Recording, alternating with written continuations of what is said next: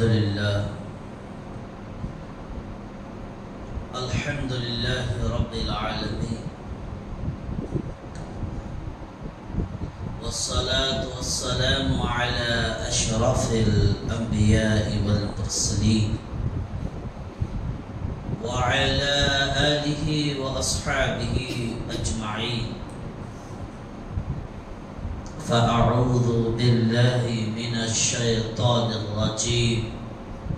بسم الله الرحمن الرحيم. يا أيها الذين آمنوا إن تنصروا الله ينصركم. صدق الله العظيم. إن الله وملائكته يصلون على النبي يا أيها الذين آمنوا صلوا عليه وسلموا تسليما. اللهم صل على سيدنا وشفيعنا وحبيبنا وطبيبنا وطبيب بين قلوبنا وشفاء صدورنا وغوثنا وغياثنا ومغيثنا ومعيننا وقطبنا ونظامنا وفريدنا وسراجنا وغلامنا ومستانا وباقرنا ورضاءنا وأشرفنا ونور عيننا محمد صلى الله عليه وسلم. تیرا شکر جس سے ادا کروں میرے منہ میں ایسی زباں کہا. تیرا شکر جس سے ادا کروں میرے منہ میں ایسی زباں کہاں. میری لغزش دم بدم تیری رحمتیں پے بپے.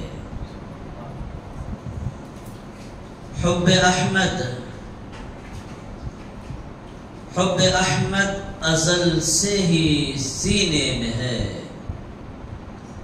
حب احمد ازل سے ہی سینے میں ہے. میں یہاں ہوں میرا دل مدینے میں ہے. میں یہاں ہوں میرا دل مدینے میں ہے. پھول تو پھول کانٹوں میں بھی حسن ہے. پھول تو پھول کانٹوں میں بھی حسن ہے. لطف جنت سے بڑھ کر مدینے میں ہے. لطف جنت سے بڑھ کر مدینے میں ہے. اور اسی لیے ہے اسی سمت کعبہ جھکا. میلاد مصطفیٰ کی رات بیت خدا بیت آمنہ کی طرف جھک گیا. آقا کی ولادت خدا کا گھر مصطفیٰ کے در کی طرف جھک گیا. اسی لیے ہے اسی سمت کعبہ جھکا. گھر خدا کا محمد کے سینے میں ہے. گھر خدا کا محمد کے سینے میں ہے. میں یہاں ہوں میرا دل مدینے میں. اللہ رب العزت کا بے پناہ شکر اور اس کا احسان عظیم ہے کہ اس پاک پالنہار پروردگار نے ہم تمام کو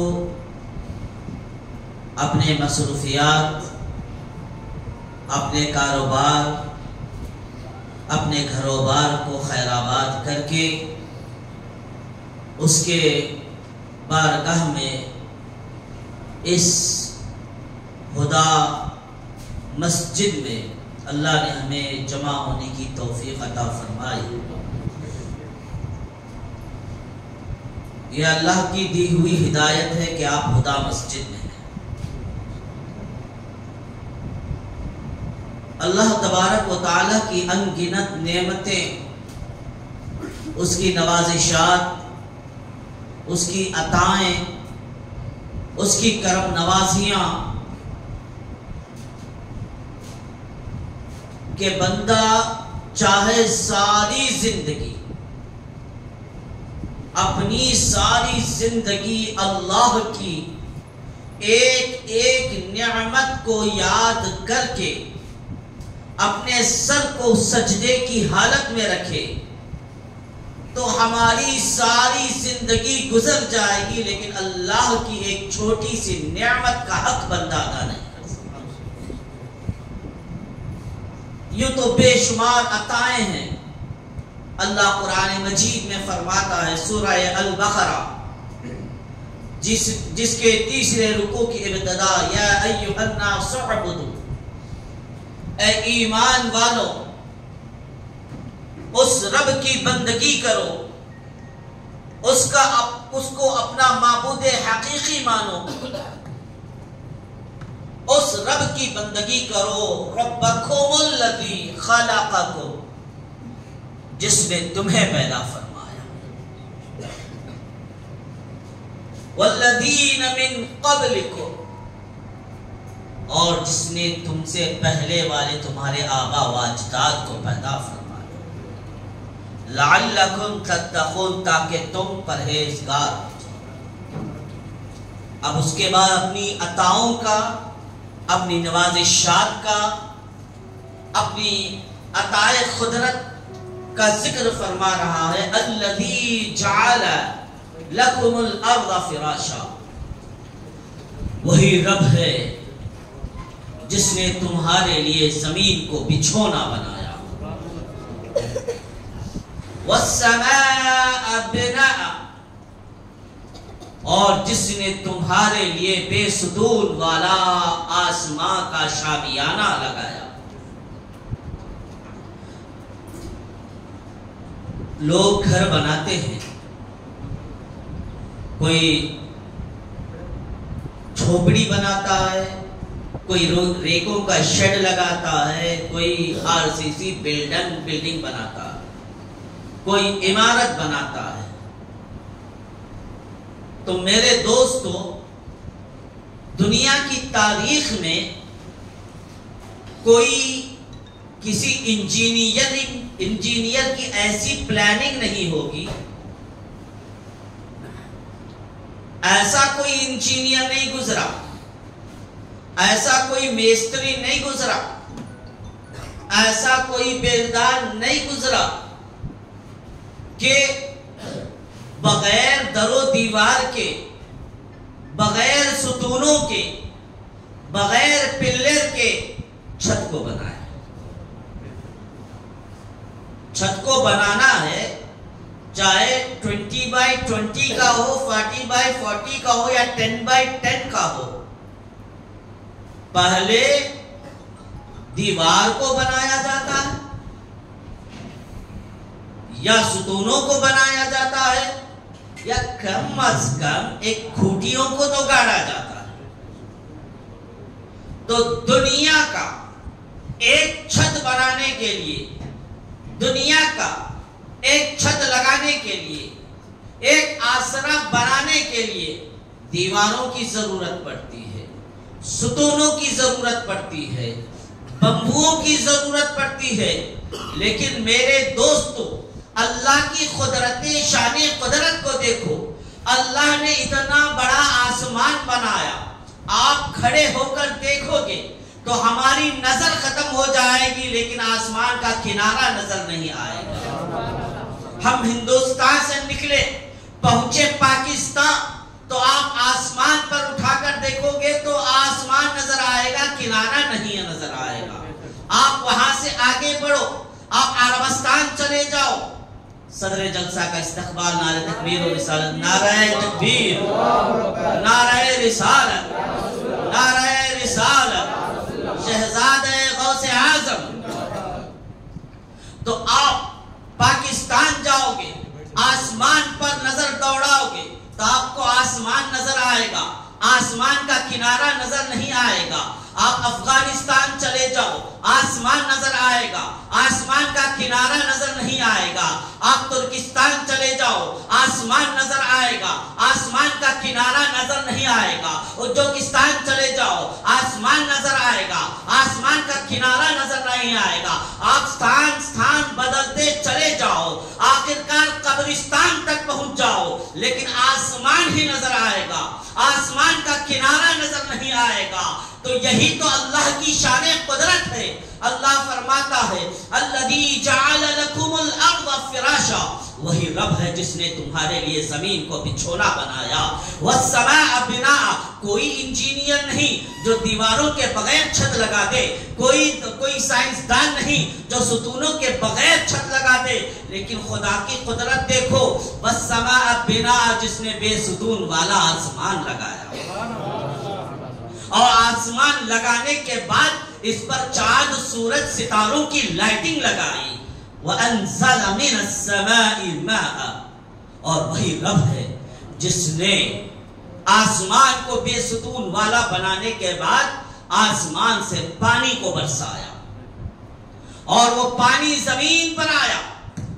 اب یہیں پر خدا کی عطائیں، اس کی گنتی پوری نہیں ہو رہی ہے۔ اور وَأَنزَلَ مِنَ السَّمَاءِ مَاءً، جب زمین پر آیا، زمین پر پانی آیا، آنے کے بعد یہیں پر نہیں رکا، فَأَخْرَجَ بِهِ مِنَ الثَّمَرَاتِ رِزْقًا لَكُمْ، زمین پر آنے کے بعد یہاں سے تمہارے لیے کھانے کے لیے، قوت بصری کے لیے پھل و پھول، اشیاء خورد و نوش پیدا فرمائے۔ تو جتنا بھی اللہ کی عطاؤں کو یاد کر کے اس کا شکر بجا لاتے ہوئے اپنی ساری زندگی حالت سجدہ میں رہو، خدا کی ایک چھوٹی سی نعمت کا حق اور اس کا بدلہ بندہ ادا نہیں کر سکتا۔ بس جب تک رہے اس کے شکر گزار بندے بن کر رہے، اس کی ہر نعمت کا شکر ادا کرتے رہے، تاکہ تھوڑا سا تو ہم اللہ کا شکر ادا کر سکے۔ تو بہر کیف میرے دوستوں، وقت دامنگیر ہے، صاحب قبلہ بھی اس کے بعد اور دیگر مقامات پر جانا ہے، کیونکہ آپ سب سے بڑی ذمہ داری گاؤں کی، شہر گنتکل بمنڈل کی ہے کہ آپ کئی مقامات پر ہم جیسے چاہنے والے ہیں اور بھی ان کے چاہنے والے ہیں۔